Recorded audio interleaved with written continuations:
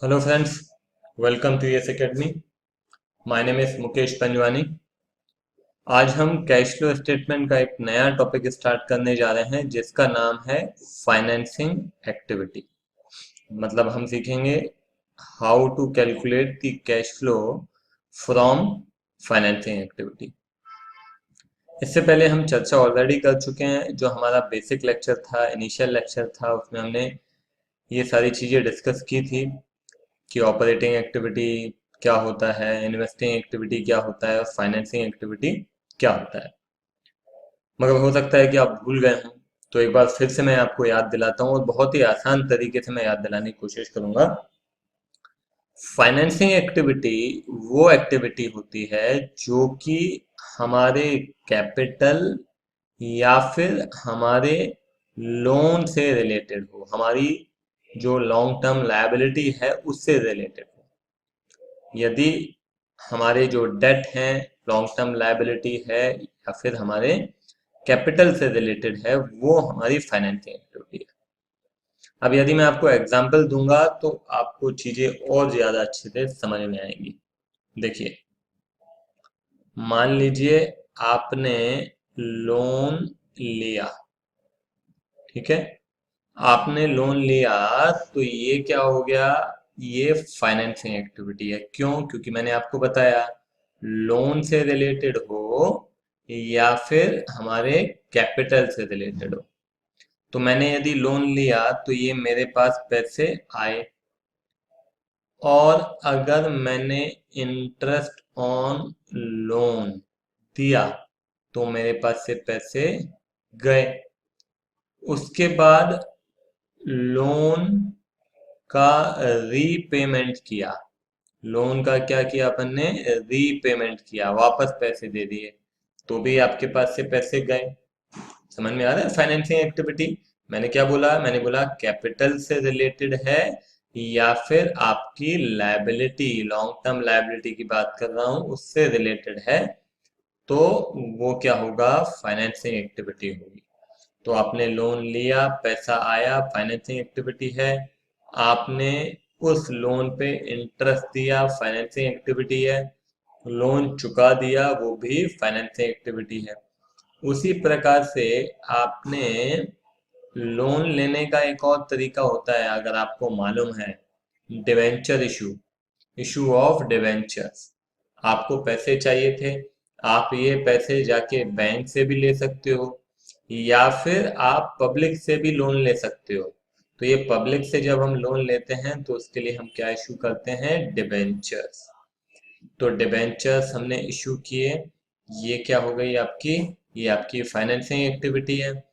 और इंटरेस्ट यदि इन डिबेंचर्स पे हम देते हैं, इंटरेस्ट पेड ऑन डिबेंचर्स, तो वो भी क्या है? वो भी आपकी फाइनेंसिंग एक्टिविटी है। when you are issuing the debentures, that would be an inflow for you, and when you are paying the interest on those debentures, that would be an outflow, है ना? And again, finally, when you are making the repayment of your loan which you have taken from public, जिसको हम यहाँ बोलते हैं redemption, redemption of debentures. Debentures वापस हमने ले लिए और पब्लिक को पैसे दे दिए, तो ये भी क्या हो गया? आउटफ्लो हो गया। बात समझ में आई? क्लियर है? ये समझ में आ रहा है ना आपको? उसके बाद मैं बोलता हूं कि यदि आपने शेयर्स इश्यू की, है ना, शेयर्स, चाहे वो इक्विटी शेयर्स हो चाहे वो प्रेफरेंस शेयर्स हो, ठीक है, दोनों केसेस में ये आपका हो गया इनफ्लो ऑफ फाइनेंसिंग एक्टिविटी। ठीक है। उसके बाद dividend, dividend paid on shares. Again आप क्या पे कर रहे हो? डिविडेंड पे कर रहे हो, तो जैसे डिविडेंड पे करोगे that would be an outflow. आई बात समझ में? शेयर्स इशू किए, डिविडेंड पे किया, और मैं बोलता हूँ फाइनली अगर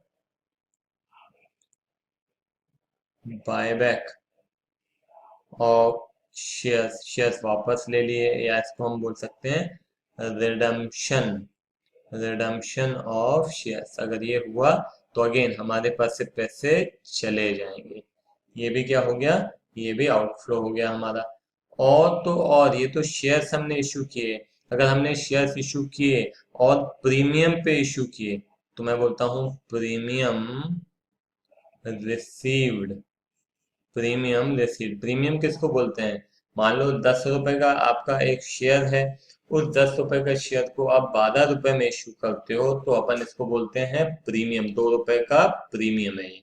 तो premium received on issue of shares, तो आपके पास पैसे आएंगे, तो ये क्या हो गया, ये आपका इनफ्लो हो गया। समझ में आई बात, क्लियर है ना? तो ये सारा आपका फाइनेंसिंग एक्टिविटी है, ये आपको ध्यान देना पड़ेगा कि कहाँ पे फाइनेंसिंग एक्टिविटी में पैसा आ रहा है या पैसा जा रहा है। क्लियर है? ठीक है, इसको नोट डाउन करना चाहें तो आप कर सकते हैं, और कभी भी आपको नोट डाउन करना हो तो लेक्चर को पॉज किया करो। ठीक है, तो अपन एक काम करते हैं, अब सीधे हम क्वेश्चन की तरफ बढ़ते हैं। ये आपका क्वेश्चन है और ये आपका फॉर्मेट है। ठीक है, तो बहुत अच्छे से ध्यान देंगे, पॉइंट टू पॉइंट अपन डिस्कशन करेंगे। देखिए, from the following particulars calculate net cash flow from financing activities. ठीक है, तो यहाँ पे आप देखिए हमारा शेयर कैपिटल है, ये हमारा पिछला साल है, प्रीवियस ईयर, और ये हमारा करंट ईयर है। तो ये हमारे पास पिछले साल 1,20,000 के शेयर थे, इस साल हमारे पास 1,60,000 के शेयर्स हो गए। तो हमारे पास शेयर्स बढ़े हैं, तो शेयर्स कैसे बढ़े होंगे, हमने और शेयर्स इशू किए होंगे। यदि हमने और शेयर्स इशू किए हैं, ध्यान देना, यदि हमने और शेयर्स इशू किए हैं, इसका मतलब है कि हमारे पास पैसे आए, तो ये क्या हुआ, इनफ्लो हुआ। ठीक है, पहले अपन डिस्कस कर लेते हैं।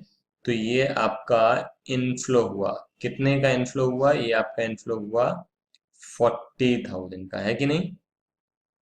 उसके बाद प्रेफरेंस शेयर कैपिटल, आपके पास प्रेफरेंस शेयर कैपिटल था 60,000, वो कम होके हो गया 40,000, मतलब यहाँ पे कम हो रहा है। समझ में आ रहा है? आपने मतलब शेयर्स रिडीम किए होंगे, पहले 60,000 था, अभी कम हो गया, मतलब आपने शेयर्स रिडीम कर लिए। तो ये आपका, आप रिडीम करने के लिए आपने पैसे दिए होंगे, तो ये क्या हो जाएगा, आउटफ्लो हो जाएगा, तो ये माइनस हो गया। समझ में आया? नहीं समझ में आया फिर से देखिए, आपके पास 60,000 के शेयर थे ना, 60,000 के शेयर आपने इशू किए हुए थे, अभी आप देख रहे हैं तो पता चलता है कि दूसरे साल आपके केवल 40,000 के शेयर्स हैं, तो मतलब बाकी आपने क्या किया, शेयर्स वापस ले लिए, तभी तो शेयर्स कम हो गए। ठीक है, उसके बाद सिक्योरिटीज प्रीमियम रिजर्व, मैंने आपको अभी अभी बताया था, सिक्योरिटीज प्रीमियम, सिक्योरिटीज प्रीमियम का मतलब होता है कि आप शेयर अगर प्रीमियम पे इशू कर रहे हैं, तो पहले हमारे पास ये प्रीमियम था 2,000 ऑलरेडी रखा था, ये बढ़ के हो गया 6,000, मतलब 4,000 रुपए प्रीमियम बढ़ गया, तो ये भी आपका क्या है, ये आपका इनफ्लो है। अब आइए डिबेंचर्स, तो डिबेंचर्स पहले हमारे पास 1,20,000 के थे, वो डिबेंचर्स बढ़ के 1,60,000 के हो गए, मतलब हमने और डिबेंचर्स इशू किए हैं, मतलब हमारे पास पैसा बढ़ गया। मगर ध्यान रहे कि यहाँ पे ये सारी की सारी फाइनेंसिंग एक्टिविटी है, नहीं तो वैसे हम क्या करते हैं, एफ लिखते हैं, मगर यहाँ पे सब फाइनेंसिंग है तो हमको एफ लिखने की जरूरत वैसे नहीं है। एक बात और ध्यान रखिएगा, यहाँ पे 10% डिबेंचर है, ये आपके पहले 1,20,000 थे, अब 1,60,000 है, ये तो बढ़ रहा है, वो तो ठीक है, मगर इसके अलावा ये 10% का क्या मतलब है, 10% का मतलब है 10% interest is to be paid on these debentures, हमें इन डिबेंचर्स पे क्या देना है, इंटरेस्ट देना है। तो इंटरेस्ट किस पे दिया जाएगा, इस पे दिया जाएगा या फिर इस पे दिया जाएगा? तो मैं पहले भी आपको बता चुका हूं, in absence of any information regarding this we assume that the debentures are issued at the end of year. तो यदि हमने ये 40,000 के डिबेंचर जो हमने इशू किए हैं वो अभी इस तारीख को किए हैं, अगर इस तारीख को किए हैं तो क्या उस पर भी इंटरेस्ट देना पड़ेगा? उस पर इंटरेस्ट नहीं देना पड़ेगा, आपको इंटरेस्ट केवल इस ओपनिंग फिगर पे देना पड़ेगा। ठीक है, बात समझ में आई है? तो ये आपका इनफ्लो भी हो गया और आउटफ्लो भी हो गया। डिबेंचर इशू कर रहे हैं वो इनफ्लो हो गया, और उस पर इंटरेस्ट दे रहे हैं वो आपका आउटफ्लो हो गया। Propose dividend on equity shares, तो आप ध्यान रखिएगा, प्रपोज डिविडेंड, ये आपने पिछले साल बोला था हम आपको डिविडेंड देंगे, ये आपने इस साल बोला डिविडेंड देंगे, तो ये जो पिछले साल आपने बोला था उसकी पेमेंट आप इस साल करोगे, तो ये 12,000 रुपए आपके पास से जाएगा। ध्यान देना, ये आपको कंफ्यूजन नहीं होना चाहिए। जब हम ऑपरेटिंग एक्टिविटी कैलकुलेट करते हैं, उसमें जो डिविडेंड हम जोड़ते हैं वो ये वाला जोड़ते हैं, करंट ईयर वाला। करंट ईयर वाला इसलिए जोड़ते हैं क्योंकि इस साल का डिविडेंड हमने अनाउंस किया, और जैसे ही हम डिविडेंड अनाउंस करते हैं तो हम अपना प्रॉफिट क्या करते हैं, कम करते हैं।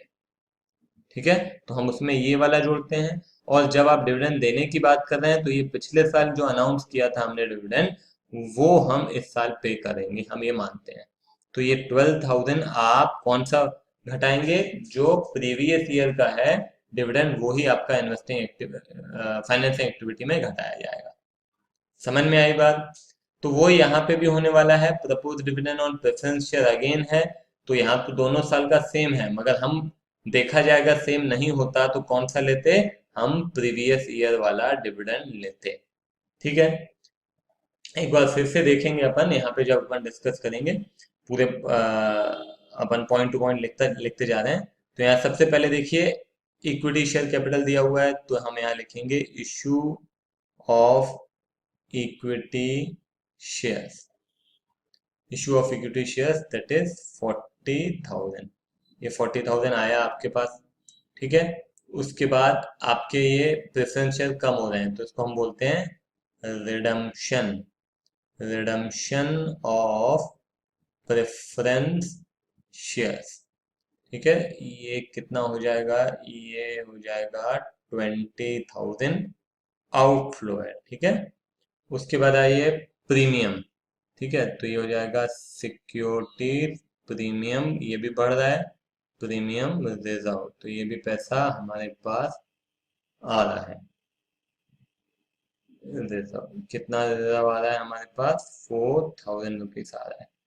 फिर उसके बाद आइए डिबेंचर्स भी आ रहे हैं हमारे पास, तो इसको हम लिखेंगे issue of debentures, issue of debenture, issue of debenture कितना है, इशू ऑफ डिबेंचर है 40,000। ठीक है, ये इशू आपने किए तो पैसे आपके पास आ रहे हैं। अब मैं बोलता हूँ interest on debentures, interest on debentures कितना है, 10%। 10% on what, 10% on the opening balance. ये अगर आपका दिमाग काम नहीं करता है कि कैसे, तो आप याद कर लो, है ना। मैंने आपको लॉजिक बताया है कि हम ये अज्यूम करते हैं कि eight the end of year अगर कोई इन्फॉर्मेशन नहीं दी हुई है तो, ठीक है, तो इसलिए ओपनिंग फिगर पे ही आप ये 10% का कैलकुलेशन करेंगे, तो वो हो जाएगा 12,000। तो ये आपके पास से पैसे जा रहे हैं। उसके बाद प्रपोज डिविडेंड, ये प्रपोज डिविडेंड ये पिछले साल प्रपोज किया था, और मानेंगे कि इस साल आपने पे किया होगा। ठीक है, समझ में आया? पिछले साल प्रपोज किया था, इस साल आपने पे किया होगा।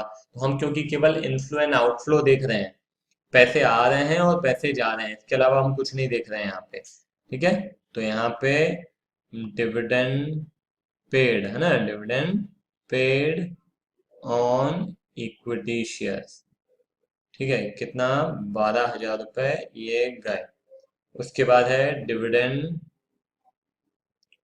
पेड ऑन प्रेफरेंस शेयर्स, कितना है, 6,000 रुपए। ठीक है, तो टोटल अपन देख लेते हैं अब कितना होता है, 40,000 minus 20,000 plus 4,000 plus 40,000 minus 12,000 minus 11, नहीं 12 है, 12,000 माइनस 6,000, ये आपका ये 12 है, तो ये हो जाएगा 34,000। ठीक है, ये समझ में आपको क्लियर है? केवल एक क्वेश्चन स्टार्टिंग में मैंने किया है, आप पहले कंसेप्ट एकदम अच्छे से क्लियर कर लो, इसको रिवाइज कर लो, उसके बाद फिर अपन आगे बढ़ेंगे।